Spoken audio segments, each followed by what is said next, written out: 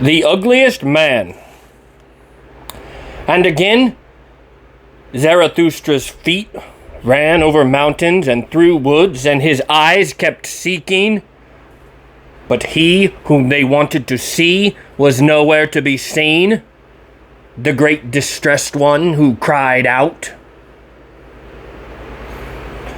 All along the way, however, Zarathustra jubilated in his heart and was grateful.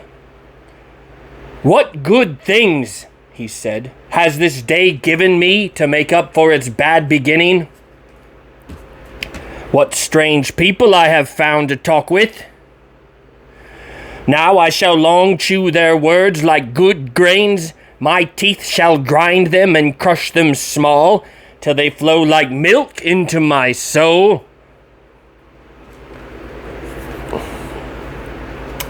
But when the path turned around a rock again, the scenery changed all at once, and Zarathustra entered a realm of death.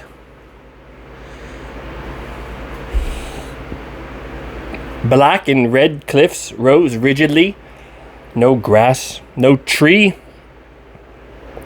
no bird's voice, for it was a valley that all animals avoided, even the beasts of prey. Only a species of fat, ugly, green snakes came here to die when they grew old. Therefore, the shepherds called this valley Snake's Death.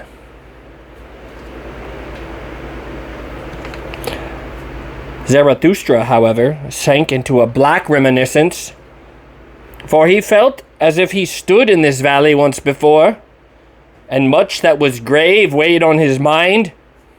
He walked slowly, and still more slowly, and finally stood still. But when he opened his eyes, he saw something sitting by the way, shaped like a human being, yet scarcely like a human being.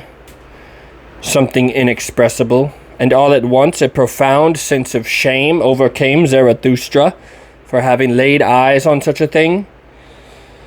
Blushing right up to his white hair, he averted his eyes and raised his feet to leave this dreadful place. But at that moment the dead wasteland was filled with noise, for something welled up from the ground, gurgling and rattling, as water gurgles and rattles by night in clogged water pipes, and at last it became a human voice and speech. Thus, "Zarathustra, Zarathustra, guess my riddle. Speak, speak, what is the revenge against the witness? I lure you back, here is slippery ice. Take care that your pride does not break its legs here."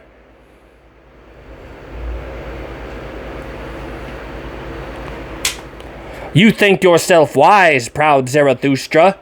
Then guess the riddle, you cracker of hard nuts." "The riddle that I am. Speak then. Who am I?" But when Zarathustra had heard these words, what do you suppose happened to his soul? Pity seized him, and he sank down all at once like an oak tree that has long resisted many woodcutters. Heavily, suddenly, terrifying even those who wanted to fell it, but immediately he rose from the ground again, and his face became hard. "I recognize you well," he said in a voice of bronze. "You are the murderer of God. Let me go. You could not bear him who saw you, who always saw you through and through, you ugliest man. You took revenge on this witness." Thus spoke Zarathustra, and he wanted to leave.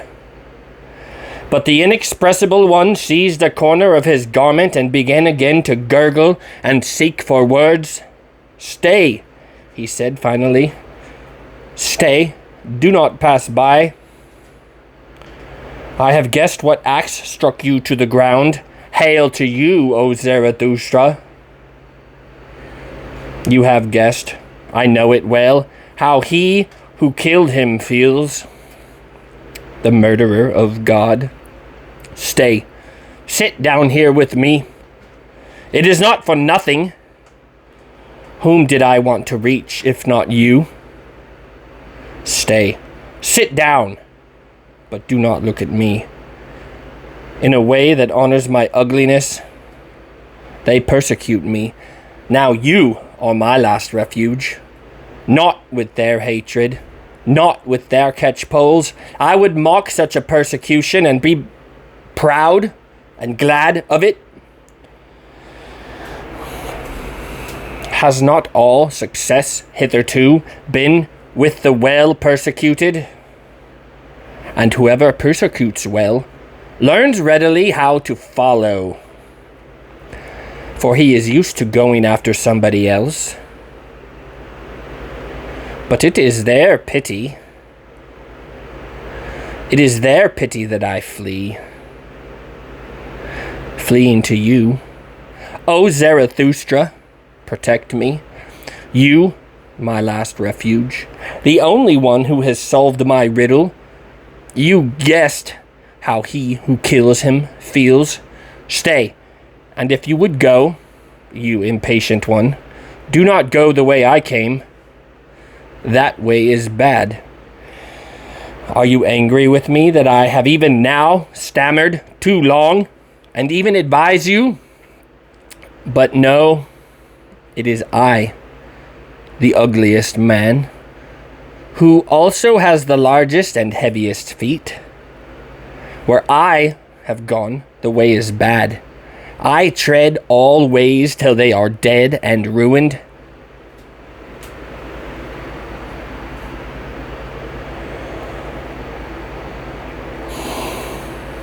But that you passed me by silent, that you blushed, I saw it well. That is how I recognized you as Zarathustra. Everyone else would have thrown his alms to me, his pity, with his eyes and words. But for that I am not beggar enough, as you have guessed. For that I am too rich. Rich in what is great, in what is terrible, in what is ugliest, in what is most inexpressible.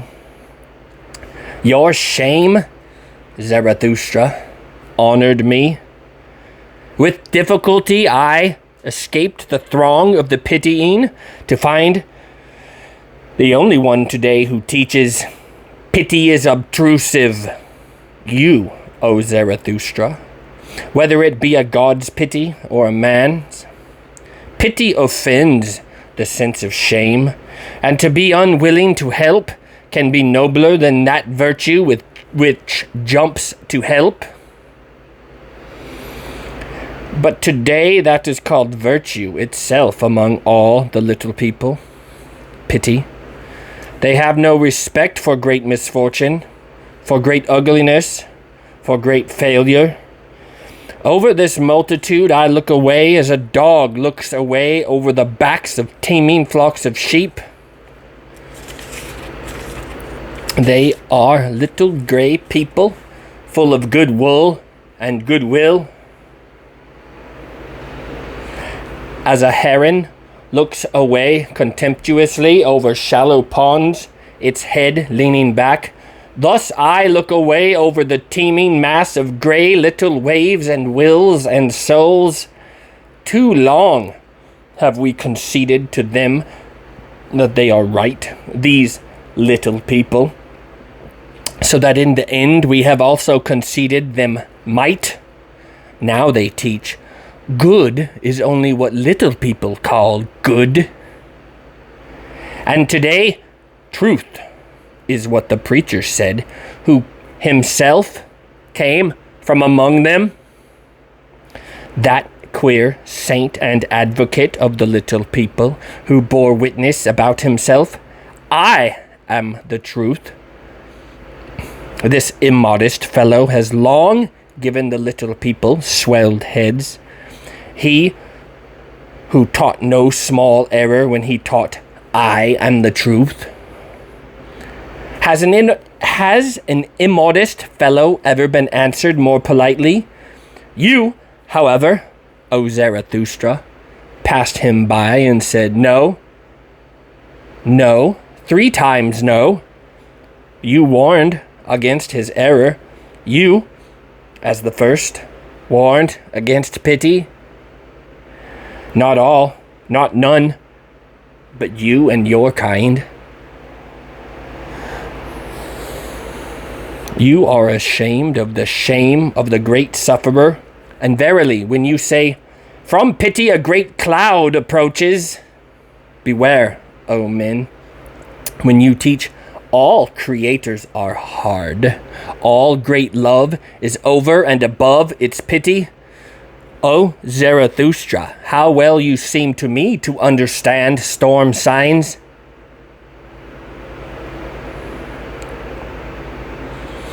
But you, warn yourself also against your pity, for many are on their way to you, many who are suffering, doubting, despairing, drowning, freezing, and I also warn you against myself.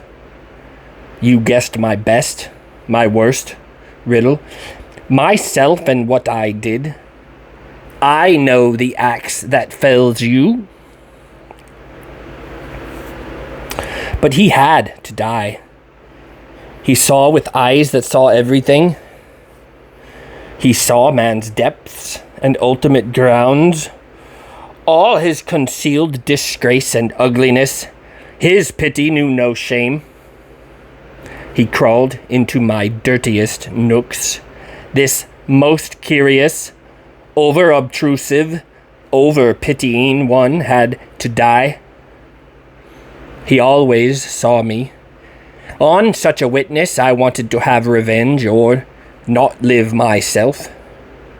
The God who saw everything, even man, this God had to die.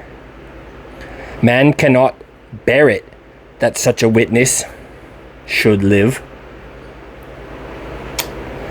Thus spoke the ugliest man. But Zarathustra rose and was about to leave, for he felt frozen down to his entrails. You inexpressible one, he said, you have warned me against your way. In thanks I shall praise mine to you. Behold, up there lies Zarathustra's cave. My cave is large and deep and has many nooks. Even the most hidden can find a hiding place there. And close by there are 100 dens and lodges for crawling, fluttering, and jumping beasts. You exiled exile, would you not live among men and men's pity? Well then, do as I do. Thus you also learn from me. Only the doer learns. And speak first to all my animals. The proudest animal and the wisest animal. They should be the right counselors for the two of us. Thus spoke Zarathustra, and he went on his way, still more reflectively and slowly than before. For he asked himself much, and he did not know how to answer himself readily. How poor is man, after all, he thought in his heart. How ugly, how wheezing, how full of hidden shame. I have been told that man loves himself. Ah, how great must this self-love be? How much contempt stands against it? This fellow too loved himself, even as he despised himself. A great lover, he seems to me, and a great despiser. None have I found yet who despised himself more deeply. That too is a kind of hate. Alas, was he perhaps the higher man whose cry I heard? I love the great despisers. Man, however, is something that must be overcome.